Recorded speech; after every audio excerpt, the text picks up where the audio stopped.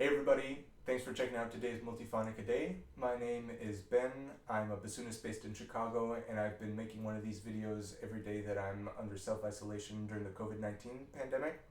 Today is Monday, April 6th, 2020. This is day 23 of self-isolation for me, and day 21 of Multiphonic-a-Day. Today's multiphonic goes out to my friend Quinn Delaney. Quinn is an amazing bassoonist, and he asked that I show another multiphonic that prominently features a tritone, preferably one that you can really wail on. And this is what I came up with. This is B flat minus right hand 1.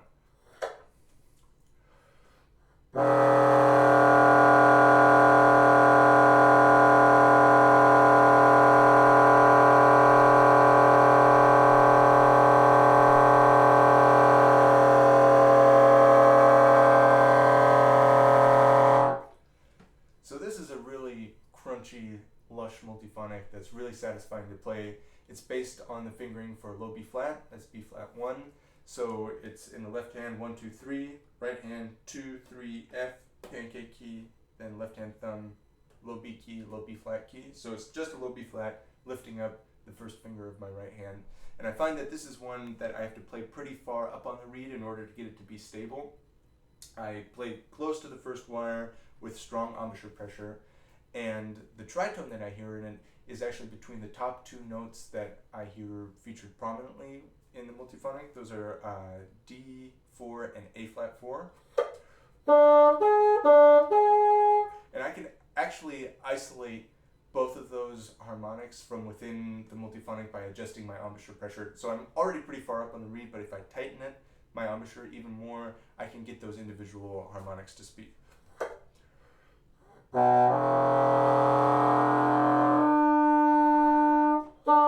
So there's the D, and then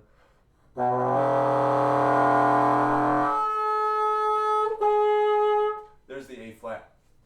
And to get the A flat to speak, in addition to going pretty much all the way up to the first wire and really squeezing with my embouchure, I'm also doing a slight half hole with the first finger of my left hand. And this was something that I mentioned yesterday in talking to Varun about some overblown harmonics, is that I find that sometimes if I'm trying to isolate a specific harmonic within a multiphonic, just a slight change in fingering will help that to be really stable and really reliable. Because sometimes just the adjustment of the embouchure pressure, it can have varied results from reed to reed based on the strength of the reed, and also based on fatigue if it's in the middle of the piece. What I feel to be the adjustment of embouchure pressure that's necessary might not always be enough. And so it's nice if I can find a fail-safe, like a little trick to help get a specific harmonic to speak. I like to do that. So in this case, I'm just half holding the left hand a little bit, as I said. And this is also similar to what I talked about with the underblown F sharp, where when it's underblown, I use the second and third finger of my left hand, but when I'm trying to isolate just the single pitch, I lift up the third finger. And it's the same concept here. So I can get it to pop out really rhythmically if I do just that little trick.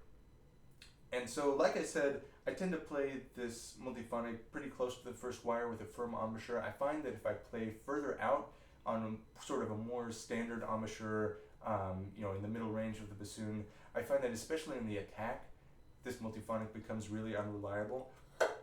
I kind of have to force it to speak more than I like to. So if I migrate up a little bit to a harder part of the reed and just clench it pretty firmly, I can get it to respond much more immediately.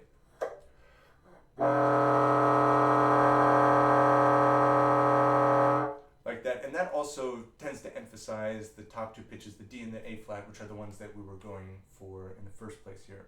So I hope, Quinn, that this is one that you like, and I hope that it shows up in one of your solos. Quinn has been recording some pretty amazing improvised jazz bassoon solos, and I'm praying that this one will be incorporated into one of them. I also wanted to take a moment today to talk about just in general how I go about finding multiphonics that contain certain pitches, because this is something that often occurs that in working with composers, a composer will ask me, oh, do you have a good multiphonic that features a B2, for example, or a C 3 or whatever. They're looking for a certain pitch, and they often also will have certain characteristics in mind that they're going for in terms of how raucous is the multiphonic, what is the beating like, what kind of a dynamic should it be in. And this is a really challenging thing because, as I've shown in a lot of these videos, many of these multiphonics behave in widely varied ways based on the air pressure, the embouchure pressure, the dynamic, and all of this. And so it's hard to have a full toolkit, so to say, available of all these different multiphonics for different situations.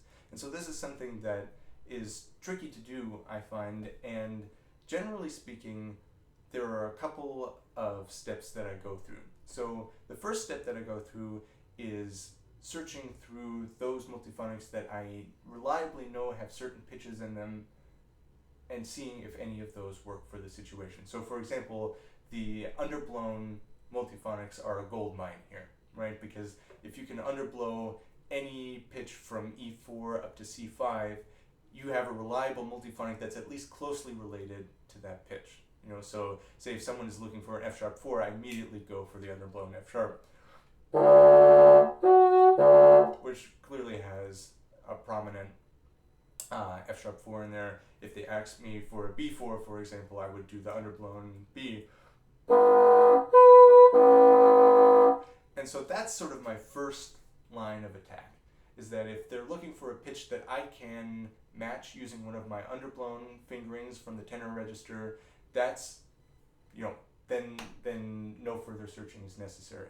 If they are looking for something other than that, the next zone that I go into is looking at some of the overblown harmonics in the low register that I was talking about with Varun yesterday. So there, if I can play, you know, anything from, say, a low B flat 1 to a D2, overblow it to generate the harmonic series of that, then I can pretty reliably use that as pitch content for any of those fundamental notes. So if we need a B flat, B, C, and so on and so forth. And so those specific notes can be a little bit tricky depending on the dynamic. So sometimes I have to do a little bit of experimentation in terms of whether this is going to work in the context that the composer is looking for. But those are sort of my first two ranges that I go to if I'm looking for specific pitch content. And then I find that I've kind of figured out some of my favorite multiphonics, what are some of the most prominent pitches in them. For example, the F plus B flat, which is the multiphonic with the tritone that Quinn originally commented on. That's a great one if you need a C3 or an F sharp 4 as well. Another one of my favorites that I've shown is the A flat minus right hand one, and that has a really nice B2 as well as a D sharp 3.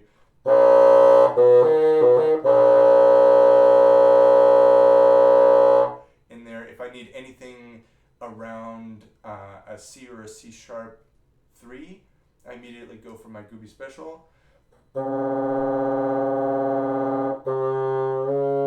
Depending on which keys I add, it can generate anything from a pretty close C3 up into a C sharp 3. And so those are just, you know, multiphonics that I have in my toolbox kind of on the top shelf where I'm like, these are ones that I like to play. These are ones that I have a general sense of what the pitch content is, and I try to present those to composers. And then if we're still searching for a specific pitch or a specific characteristic, and I haven't been able to come up with something like that, I search through my library of pieces that I've played and try and see if there's an instance where that pitch is central and I found, or there's a multiphonic in there that matches that pitch. So, you know, I think of a lot of the contemporary solo repertoire that I've played. On the one hand, you know, I'm learning it to play the repertoire and perform it, but on the other hand, it's teaching me things about my instrument that I wouldn't know otherwise. And, you know, I've shown a number of fingerings in these videos that I found through Delaney pieces, or that I found through Chris Fisher-Lockett's piece, or Jumbo Leaf's piece.